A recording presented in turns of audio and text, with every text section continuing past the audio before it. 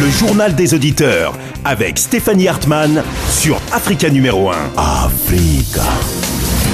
Bonjour à toutes et à tous et bienvenue dans cette nouvelle édition du journal des auditeurs. Nous sommes ensemble pendant près de 30 minutes pour échanger et débattre autour des sujets qui vous intéressent. Aujourd'hui, le JDA s'intéresse à la chute du prix du pétrole. Le prix du baril de pétrole a diminué de moitié depuis le mois de juin. Une chute qui, même si elle réjouit les consommateurs à la pompe, oblige les pays producteurs à réviser le budget de leurs États et à revoir certains investissements. D'un autre côté, cette diminution du prix du baril devrait conduire à une baisse des produits alimentaires. La baisse du prix du pétrole est-elle une bonne chose selon vous? Pour en parler, nous serons en ligne avec José Ménébert, économiste spécialiste des questions de développement et de coopération. Pour nous donner votre avis sur ce sujet, appelez-nous maintenant au 33 1 55 07 58 00 33 1 55 07 58 00 pour également envoyer vos messages ou vos questions sur notre page facebook.com/journal des auditeurs. Mais avant de s'intéresser au cours du pétrole, comme de tradition, direction le répondeur d'Africa numéro 1 pour écouter quelques-uns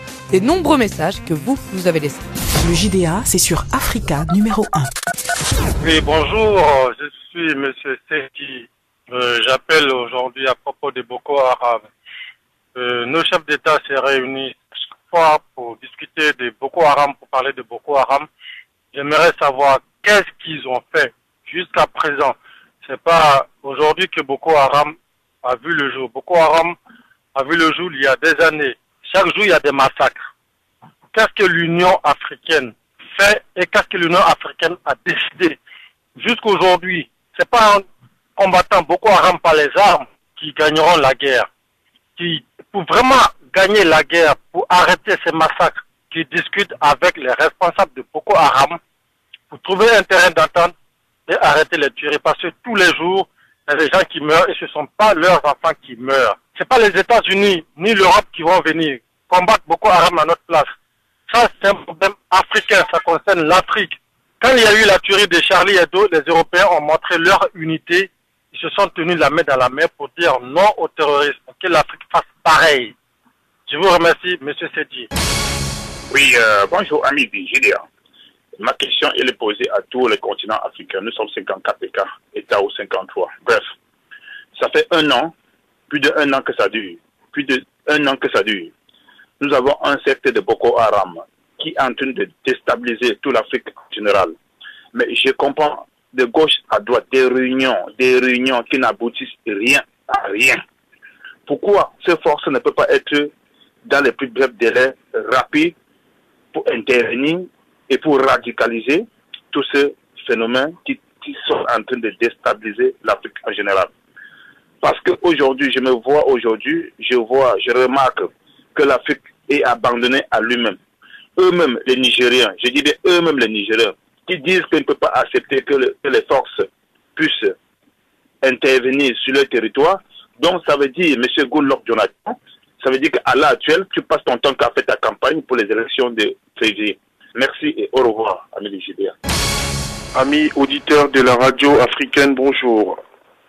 Au jour d'aujourd'hui, si l'on peut déceler des complicités camerounaises au sein de la secte Boko Haram, c'est parce que pendant des années, quelques personnes ont fait des richesses du Cameroun leur bien personnel. Les vaillants soldats qui sont au front pour défendre la patrie ne sont en aucun cas les enfants de ceux-là même qui pillent le pays depuis des années. Comme quoi les hommes passent et les États restent. Ces hommes qui pillent le Cameroun doivent financer cette guerre contre Boko Haram parce que, en tout état de cause, la paix profite d'abord à eux. Parce que c'est eux qui pillent le pays et les enfants camerounais continuent à mourir de faim. Alors, financez la guerre. À bon entendeur, salut. Oui, bonjour, je m'appelle Coco. J'appelle simplement pour avertir les Africains qui sont toujours en train de se plaindre, toujours en train de ressasser les mêmes bêtises, à savoir au pays, les Africains, les présidents africains ne font rien, personne ne fait quelque chose pour eux, mais individuellement parlant, l'Africain lui-même ne fait rien pour lui. Il faut qu'ils arrêtent d'attendre quelque chose de tout le monde. Il faut que chacun s'auto-éduque, chacun comprenne qu'il faut ramener sa pierre à l'édifice pour que l'Afrique avance. Il faut arrêter d'attendre les politiques parce que c'est un système déjà verrouillé. Tout le monde le sait. Donc arrêtez de toujours blablater les mêmes choses. Dictateur par-ci, rébellion par-là, dictature par-là. Déjà en Europe, les Africains n'arrivent même pas à s'auto-gérer eux-mêmes. C'est toujours eux qui sont pas solidaires, c'est toujours eux qui sont en train d'acheter des trucs chers et à faire la vie où il faut pas faire la vie. C'est tout, point barre. Mettez-vous à votre place et puis avancez. Merde. Excusez-moi du mot. Bonjour Africa numéro 1, bonjour, bonne année et la paix et la santé. Je veux faire un petit coup de gueule parce que là, je viens d'apprendre que je suis pas gabonais et j'ai du respect à tous les Gabonais. Mais dans le monde entier, tout le monde a connu Elf, a connu les Gabons à cause du nom, les géants du pétrole Elf. Au bout de quelques mois de baisse de pétrole, tous les pays producteurs de pétrole commencent à créer à cause du baisse du pétrole. Et des années, au fil des années passées, ils ont puisé dans les puits. Où sont partis tous ces milliards, les pétrodollars? Où sont partis tous ces sous-là? Jusqu'à ce que les Gabons, aujourd'hui, vont baisser le prix, la paye de quelques ministres. Où on va alors, ce monde-là, où ce monde-là va pas aller? C'est comme l'exemple, aujourd'hui, le Mali, si je ne me trompe pas, le Mali fait partie des pays, les déjà producteurs de l'or et les déjà producteurs de coton. Si le prix du coton est baissé, alors, ça veut dire que le Mali, ils n'arrivent pas à payer les fonctionnaires.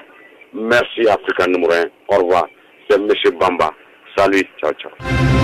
Prenez la parole dans le JDA sur Africa numéro 1. Africa.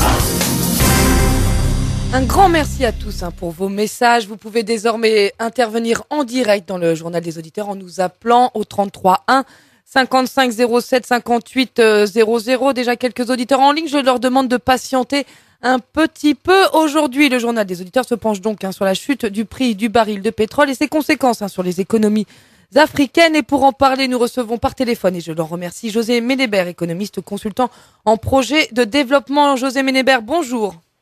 Bonjour. Merci d'être avec nous. Oui. Alors, tout d'abord, une question pratique et pédagogique. Quelles sont les raisons qui expliquent cette chute de moitié en quelques mois du prix du baril de pétrole? Alors, il y a beaucoup d'événements qui sont en train d'avoir lieu dans ce marché du pétrole. Tout d'abord, il y a la crise internationale qui touche les pays développés qui étaient traditionnellement les grands consommateurs des produits pétroliers. Et nous le savons tous aujourd'hui, c'est les pays dont les économies sont en berne. Bon, quand il n'y a plus une forte demande, qu'est-ce qui se passe? Il y a une chute du prix. Après, au niveau de la production, ces mêmes pays, tels que les États-Unis, et même aujourd'hui en France, c'est un débat, ont commencé à exploiter ce qu'on appelle le gaz et le pétrole de schiste. Donc, c'est du pétrole qu'ils avaient dans leur sous-sol et qu'on extrait aujourd'hui avec des technologies nouvelles. Et cela, en fait, rend ces pays qui déjà, du fait de leur économie qui est fragilisée en ce moment, achetaient un peu moins puisqu'ils consomment moins à l'intérieur. Mais en plus, ils se mettent à produire eux-mêmes un pétrole qui est pas du tout cher. Par exemple, le pétrole américain, à base de gaz de schiste et le pétrole de schiste est à $45 le baril. C'est du jamais vu. Voilà les éléments en quelque sorte qui font que les prix s'effondrent. On comprend bien, un peu de demande et beaucoup d'offres. C'est la loi du marché, comme on dit. Alors, 18 pays africains sont producteurs de pétrole, voire un peu plus, mais parmi les principaux, il y a le Tchad, le Nigeria, la Guinée équatoriale, le Gabon, bien sûr. Alors, le Nigeria avait établi son budget 2015 sur un baril de $78. Il est en dessous des $50 actuellement, je crois, vers 48. Et le Gabon et le Congo avaient, eux, établi un budget 2015 sur un baril autour de $100. Alors, ces pays ont donc dû revoir leur budget fortement dépendant du pétrole à la baisse. Concrètement, quelles peuvent être les conséquences sur la révision de ces budgets? Est-ce que ça signifie que les États vont avoir du mal à payer leurs fonctionnaires, par exemple? Mais c'est sûr, parce que mais il n'y a pas que les fonctionnaires. Il y a tous les projets que ces pays avaient programmés, que ce soit réaliser des routes, des hôpitaux, des logements sociaux. Ils avaient contracté avec des entrepreneurs Et il y a, donc ça c'est le budget d'investissement, mais il y a effectivement ce que vous dites, le budget de fonctionnement de l'administration, ils vont le rogner. Si vous avez remarqué, des pays comme le Gabon ont commencé à parler de la prime individuelle à la production. Donc en fait, quelque part, on met déjà, même à la fonction publique, des indicateurs qui permettent de récompenser les meilleurs fonctionnaires. C'est déjà un élément qui vient lutter contre les habitudes qui étaient déjà instaurées, que le fonctionnaire avait son salaire à 100%. Donc ça peut être quelque part le début d'une prise de conscience que le budget de ces pays qui dépendent souvent, je dois le préciser, il y a des pays dont les économies dépendent à plus de 80% du pétrole. Un pays comme la République du Congo, j'imagine, non? Congo, Brazzaville, le Gabon n'est pas loin, mais bon, le Gabon a encore son manganèse à côté, un peu de bois. Mais c'est un pays qui reste extrêmement dépendant du pétrole. L'Angola, la Guinée équatoriale à côté, le Nigeria dont vous avez parlé, quasiment tous ces pays dépendent, là, on peut monter au nord, l'Algérie, la Libye, malgré ce qu'ils traversent comme difficulté sur le terrain. Mais il y a de vrais problèmes à prévoir dans les mois, si ce n'est les années à venir dans ces pays, parce que d'autres éléments interviennent, madame. C'est que les pays développés sont aussi aujourd'hui en train de chercher des alternatives à la dépendance vis-à-vis de ces pays-là. On a par exemple aujourd'hui Petrobras qui est en train de lancer un projet de production de pétrole à base d'algues. Et ça marche, je vous dis, ça marche. Il y a les véhicules électriques qui sont en train de se développer. Il y a des véhicules à base d'hydrogène. Donc si on comprend bien, José Médébert, il faudrait que ces pays producteurs, il faut que cette baisse du prix du pétrole sonne chez ces pays producteurs comme une prise de conscience. Mais c'est vraiment là que ça doit, que l'enjeu doit se jouer.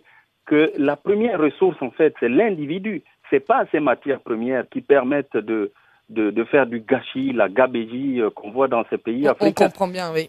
José Médébert, rapidement, dites-nous avant d'écouter nos auditeurs. Je reviens sur le cas du Gabon. Vous savez que le Gabon est un grand exportateur d'uranium. Depuis les années 2000, ce pays n'exporte plus. Ceux qui exploitaient Areva, ceux qui exploitaient cet uranium disent que les ressources sont épuisées. Voilà déjà un élément qui est parti. Bref, le pétrole va suivre le même schéma. On va reparler après, José Médébert, de ce problème de diversification des économies des pays producteurs du pétrole. Mais on va tout de suite écouter un auditeur qui nous appelle au 33 1 55 07 58 00 01 55 07 58 00 si vous appelez depuis la France, comme l'a fait Marcus. Marcus, bonjour. Oui, bonjour madame, bonjour les auditeurs, bonjour l'invité.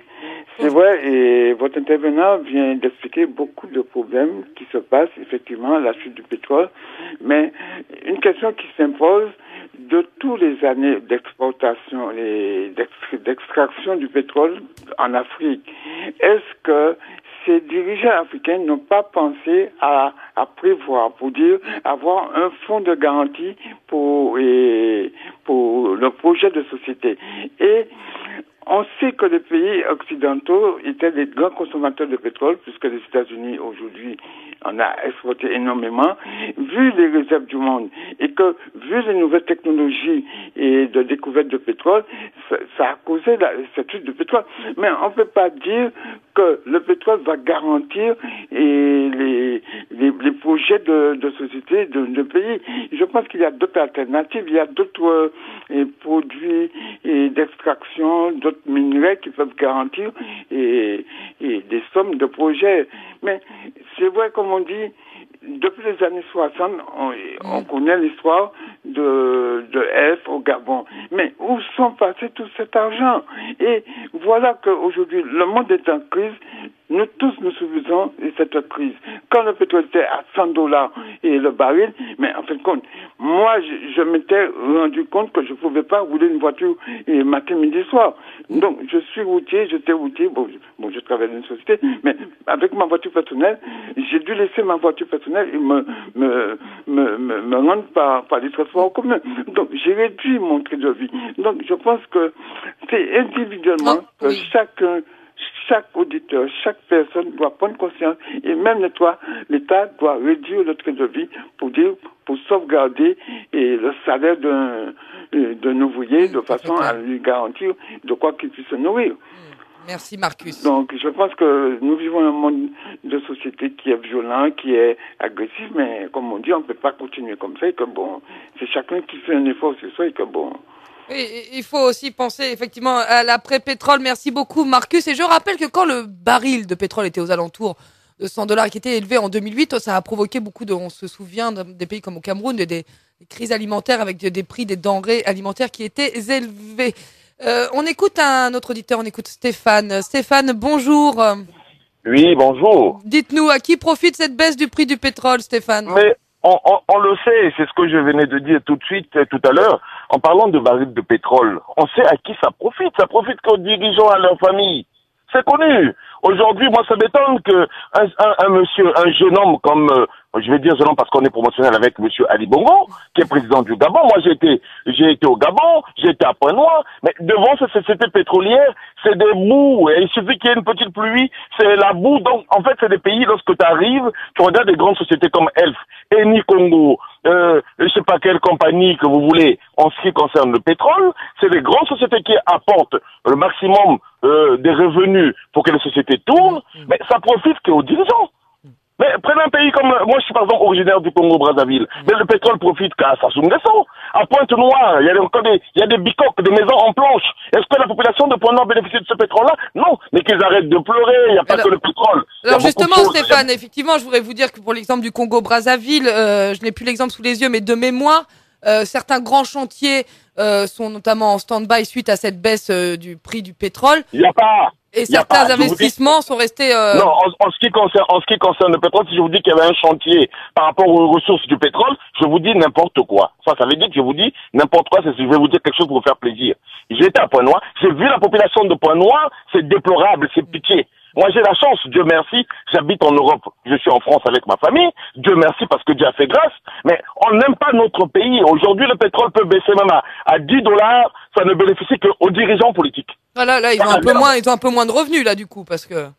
Pardon? Je dis leurs revenus, puisque vous dites que c'est ce pétrole, la rente pétrolière bénéficiée aux dirigeants, je vous dis que finalement elle leur bénéficie un peu moins actuellement puisque les prix baissent. Oui, voilà. Non, mais on est bien d'accord, mais tout ce qu'ils ont amassé avant, tout ce qu'ils ont amassé, ça c'est d'aujourd'hui. Vous venez de prendre l'exemple de 2008. En 2008, le baril de pétrole était au taux que tout le monde connaît. Aujourd'hui, moi, depuis que je suis en France, ça fait aujourd'hui 10 ans ou 12 ans que je suis en France, depuis 2002.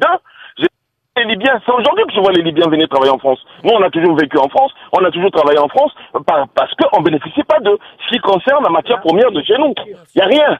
Mais aujourd'hui, on a mené la guerre aux défunts, que son âme repose en paix, aux défunts Kadhafi. Mais aujourd'hui, on se retrouve avec les Libyens ici, en train de faire la même chose, la manutention. Chose que les Libyens à l'époque, ils venaient pas parce qu'ils bénéficiaient tous de leurs ressources pétrolières. Une politique sociale effectivement très accentuée en Libye. Merci beaucoup Stéphane de nous avoir appelé. Merci. Bonne journée. Dites-nous. Merci surtout pour ce que vous faites. Merci surtout pour ce que vous faites. Merci à vous. Merci beaucoup. Bon courage. Bonne journée à vous Stéphane, entre Stéphanois, une grande complicité. Merci beaucoup. On va écouter peut-être on va revenir vers notre invité monsieur José Ménébert. Consultant sur les questions de développement. José Ménébert, Henri Bernard Solignac-Lecomte, qui lui est directeur de l'unité Afrique de l'OCDE, cité par Le Monde Afrique, nous dit ceci: on va s'apercevoir que très peu de pays ont profité des bonnes années pour diversifier leur économie et mettre en place les investissements structurants dont le secteur privé a besoin pour se développer. Alors cela fait quand même des années, José Ménébert, que l'on parle de la nécessaire diversification des revenus des États producteurs de pétrole. Pourquoi personne ne l'a fait? Personne ne l'a fait parce que d'abord, il y a une tendance humaine à la facilité. Et si vous regardez les pays africains par rapport aux pays nordiques européens, où les dirigeants, quand je parle des pays nordiques, c'est la Suède, la Norvège et autres les pays nordiques européens, dans lesquels l'opinion publique, la société civile est très regardante sur les dépenses publiques. Dans ces pays, on a très bien diversifié l'économie. Mais par contre, dans les pays africains où tout est géré, on va dire, par le sommet et rien que le sommet, les choses se passent autrement. Donc, quelqu'un disait tout à l'heure que ce sont les dirigeants qui en profitent.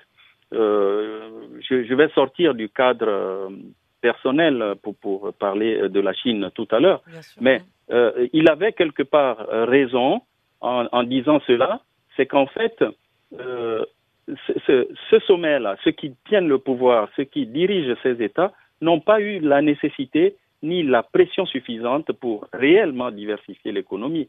Donc, ces pays, aujourd'hui, se retrouvent en quelque sorte démunis face à cette crise, et avec des économies totalement extraverties, dépendantes de l'extérieur. Vous avez parlé du cas du Cameroun, qui, lorsque le prix du baril était monté, puisque voilà un pays qui produit pas énormément, mais qui produit quand même, et quand le prix du baril était monté, ça lui avait fait des entrées consécutives intéressantes.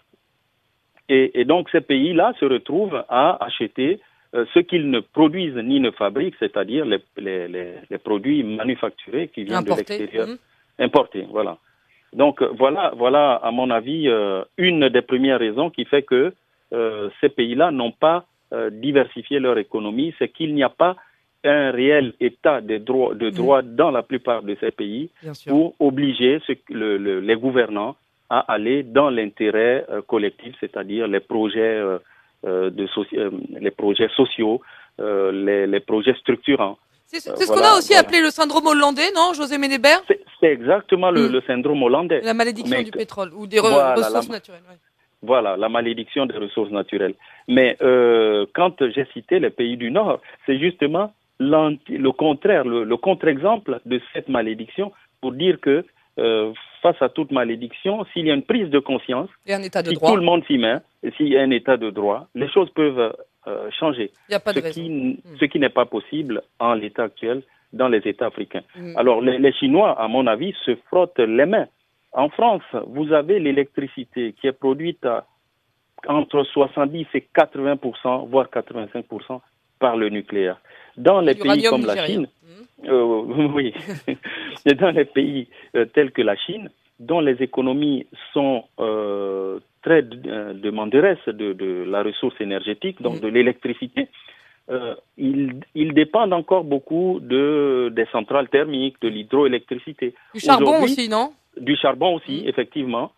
Aujourd'hui, ils se frottent les mains en se disant on va pouvoir acheter le pétrole dont on a besoin, on veut beaucoup moins cher. À vil prix, beaucoup moins cher. Restez avec nous, José Ménébert. On va écouter quelques auditeurs dans une minute. On va écouter Moussa, l'intellectuel. Mais j'ai vu passer un auditeur qui demandait le salaire du président gabonais. Donc je lui réponds, il n'est plus en ligne, mais j'ai été me renseigner. C'est à peu près 15 000 euros. Le président gabonais gagne à peu près 15 000 euros, reçoit un salaire, de 15 000 euros par mois. Voilà pour l'information. Moussa, l'intellectuel, bonjour. Bonjour Stéphanie.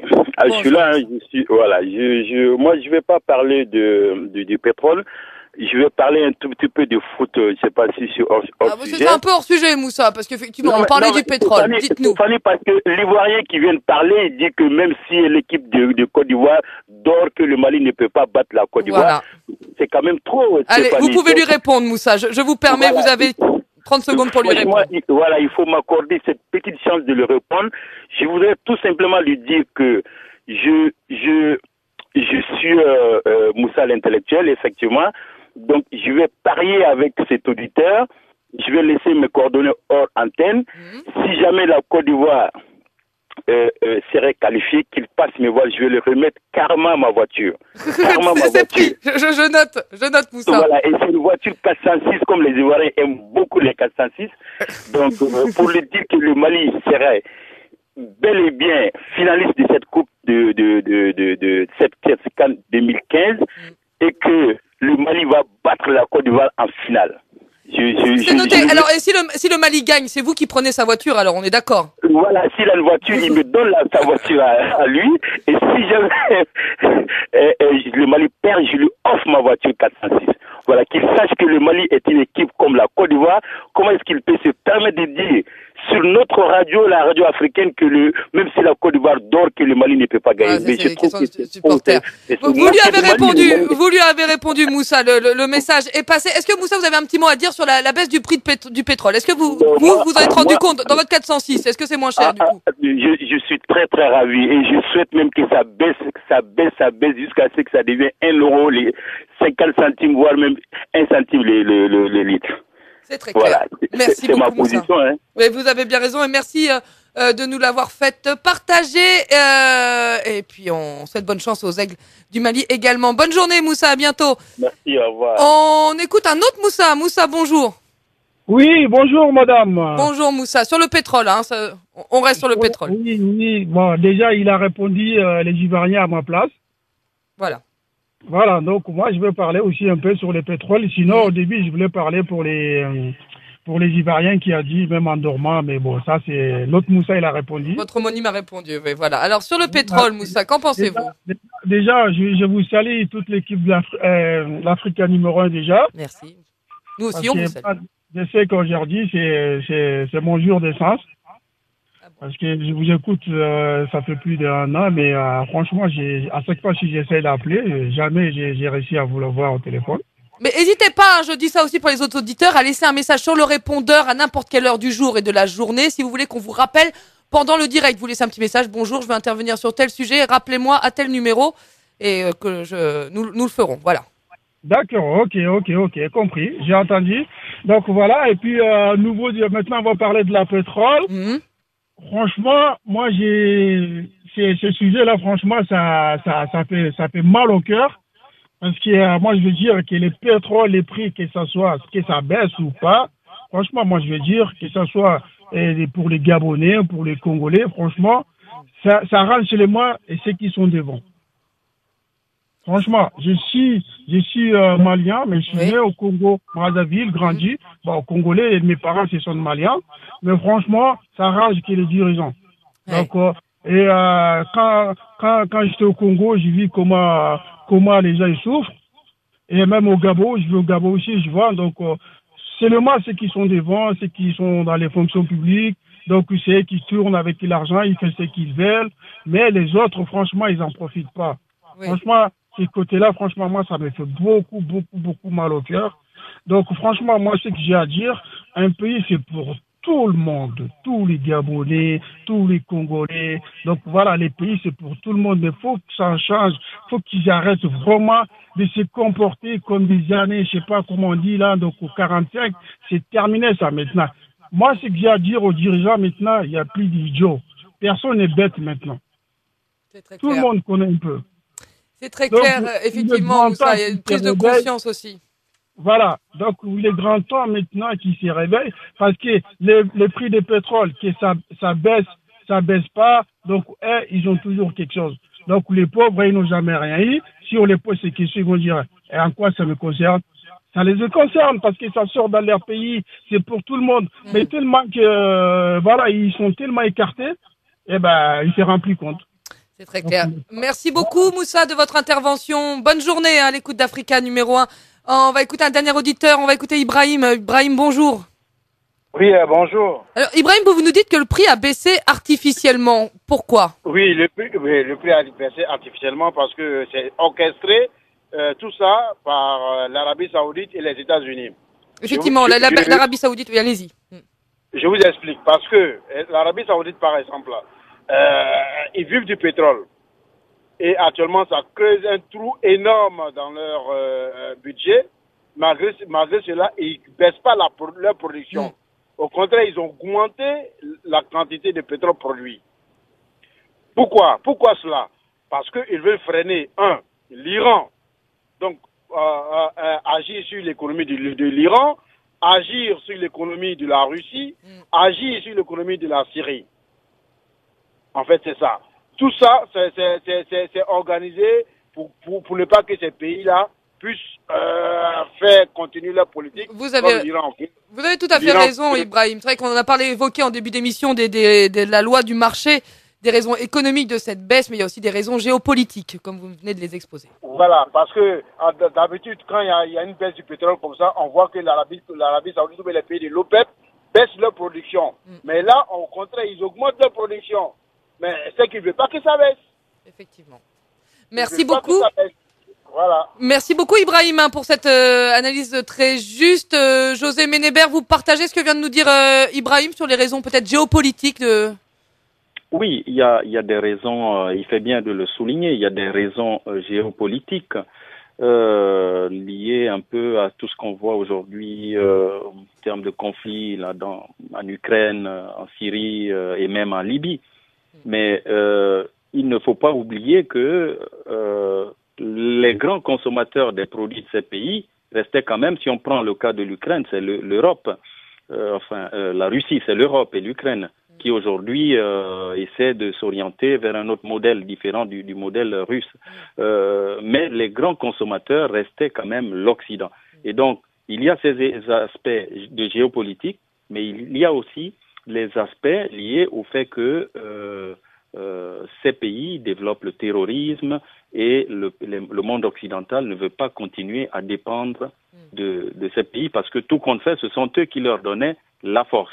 Mais si on prend le cas de l'Arabie Saoudite, vous pensez qu'en période de débandade comme celle-ci, ce pays, avec tout ce qu'il a comme stock dans son sous-sol, va être solidaire des autres? Non, je ne crois pas. Et puis, c'est l'un des pétroles les moins chers. Donc, eux, ils peuvent se permettre de continuer à produire. Même en dessous de $40, ils auront une marge. Mais il y a des pays, du pétrole qui vient de certains pays africains, en dessous, par exemple, de $30, ça va être des pertes. Donc, oui, parce que ça coûte aussi de produire du pétrole. Ça Exactement. Et les coûts ne sont pas les mêmes selon les sous-sols. Ouais. L'Arabie Saoudite est l'un des pays où le coût d'extraction est le moins cher. Donc, il n'a vraiment pas intérêt à être solidaire de ces autres pays. Et à supposer qu'à l'avenir, il y a une mutation économique, qu'on consomme moins le pétrole, puisque c'est un produit préjudiciable à l'environnement.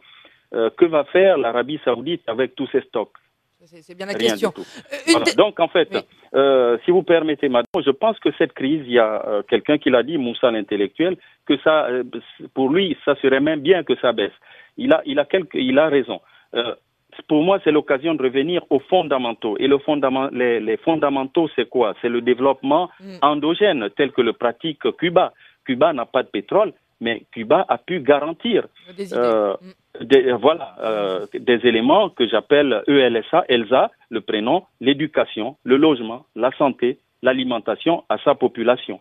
Justement, vous parlez d'alimentation, José Ménébert. Est-ce que pour le consommateur, avec un baril en dessous de 50, est-ce qu'on doit s'attendre à une baisse des produits alimentaires, que ce soit des produits agricoles ou des produits importés? Je passe dans nos... Ah non. Les produits importés, c'est des économies indépendante. Si vous consommez... Mais pourtant, c'est moins cher. Si je fais venir en avion, vous voyez que les prix d'avion allaient être moins chers, les billets d'avion allaient être moins chers, parce que du coup, moins de kérosène, donc moins de coûts de production. Oui, mais la plupart ne viennent pas par bateau, mais un poulet produit à 1 euro en France restera toujours cher pour le citoyen camerounais qui vit à la limite avec 2 ou 3 euros par jour.